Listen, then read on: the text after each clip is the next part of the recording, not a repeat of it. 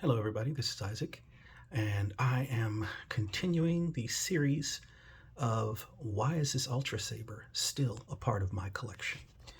Now, as you recall, I used to have quite a few, uh, close to 40 sabers altogether. My collection has thinned out quite a bit since then. I'm down to about 14 sabers now. And as I was saying in several other videos, I'm a bit more picky about my collection, um, thinking about what I want to be a part of that collection and why. Um, so my Ultra Sabers count has dropped significantly, and I'm down to the last few sabers that just that means a lot to me, that are going to stay in my collection. And I've reached that number. There were six. Two of them I did review: the Crimson Scorpion and the Chosen One CE. They have been sold.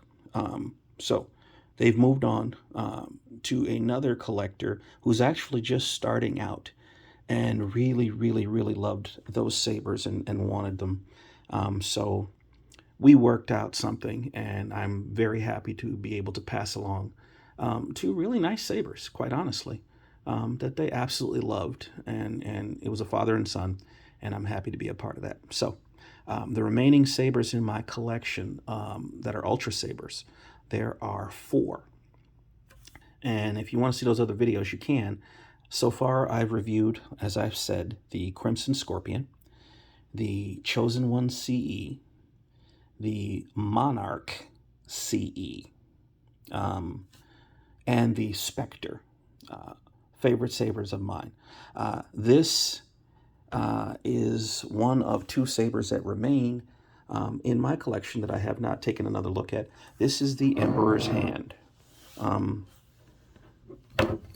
The Emperor's Hand, based on Mara Jade's saber. And yes, I know there are other models out there that are more accurate. I know there are other sabers out there that have better electronics. But we're not talking about all that. We're talking about sabers that remained in my collection and why. I'm just taking another look at them. Like I said, those two sabers were in my collection, and I thought, hey, they're not going anywhere. And then they did. So, this particular saber, I know it's large. I like that because, as you can see, I have larger hands, and this just works for me. Okay. This particular saber has been a favorite of mine, and this one's very special to me. This was an anniversary present from my wife. She let me get this one, and I waited a long time for this saber. Why? For this. The Ultra Saber's Emperor's Hand comes with two different types of switches. They have a rectangular shaped switch. It looks kind of blocky to me. I don't particularly care for it. And then they have this angled switch that I just knew that had to be, you know, my switch. That's what I had to have on my Emperor's Hand. I also went for the illuminated AV switch, which I just had to have to make it mine.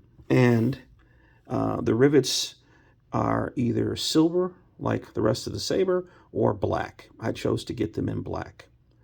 There was another option to be had, and a pommel could have been black as well. I still might get a black pommel. I haven't made up my mind yet. This is the one that came with it, and I kind of like it, so I just stayed with it. And of course, the brass CoverTech wheel. Why? I don't know. I just wanted a little pop, a little flair, a little something different.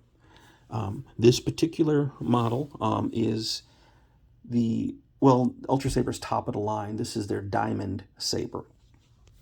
Now, what that does, I know all the electronic stuff, but let me get through this.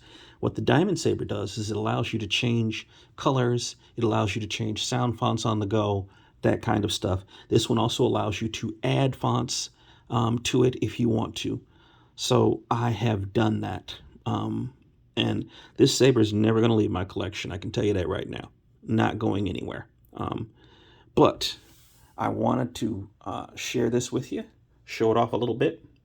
I'm going to put the saber on. I'm going to turn the lights off, put the saber on.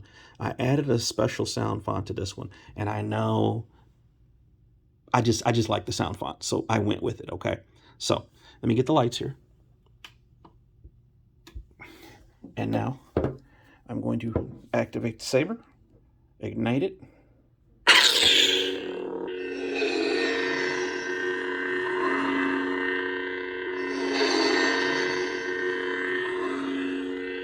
And you'll notice the saber actually pulses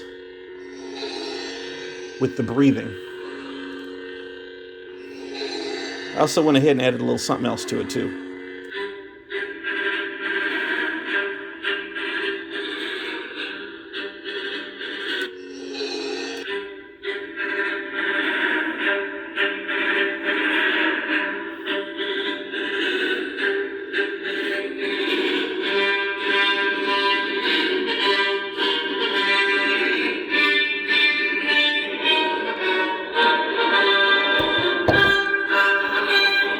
And it's changing colors as it pulses.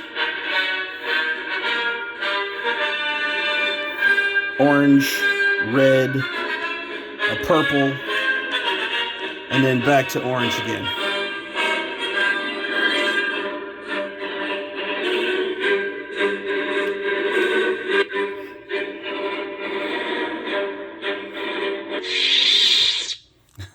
So yeah, I've been having a lot of fun with this particular saber.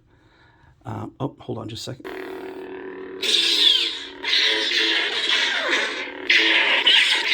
Change the sound font again. It's got lockup.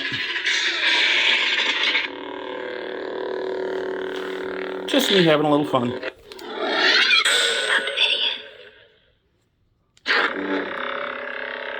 And now I'm in a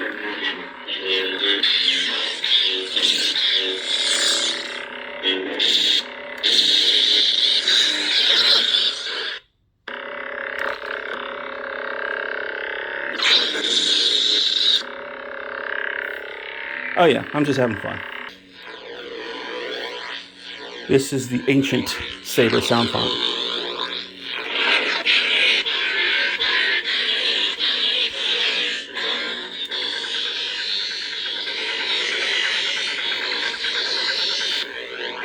So I'm just having a lot of fun with different fonts.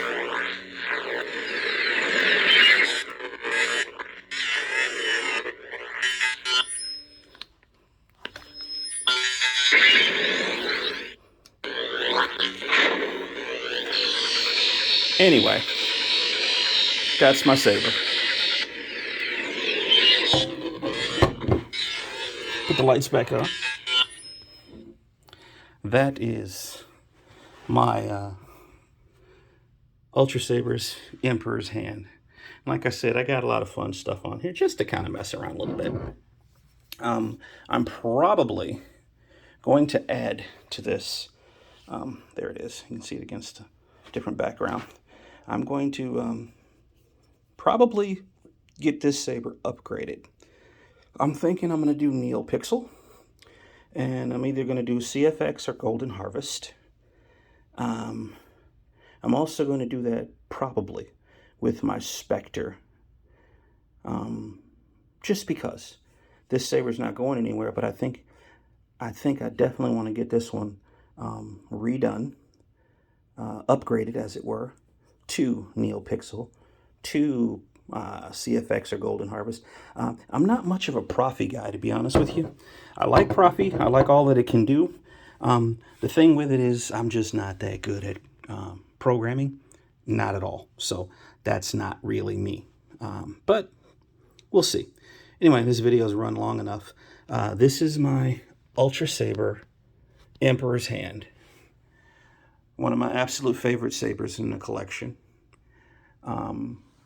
If you have any comments, if you have Ultrasabers and you want to talk about it, I'd love to hear about it. Please feel free to leave a like or a dislike if you want. Open to hearing anybody's opinion about Ultrasabers and what they think, although I know what most people think.